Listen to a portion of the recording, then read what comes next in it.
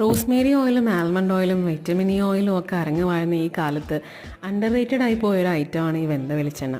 ഇതുണ്ടാക്കാൻ വേണ്ട സമയവും എഫേർട്ടും ഒക്കെ കാരണമാണ് പലരും ഇതിനെ പരിഗണിക്കാതെ പോകുന്നതും.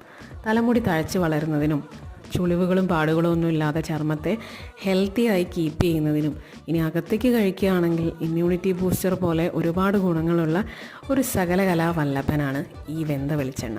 ഇതുണ്ടാക്കാൻ ആകെ വേണ്ടത് തേങ്ങാപ്പാലും കുറച്ച് സമയവും ക്ഷമയും മാത്രമാണ്.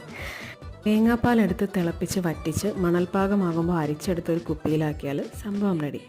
ഒരു ഒഴിവ് ദിവസം ഒന്ന് ട്രൈ ചെയ്ത് നോക്കൂ.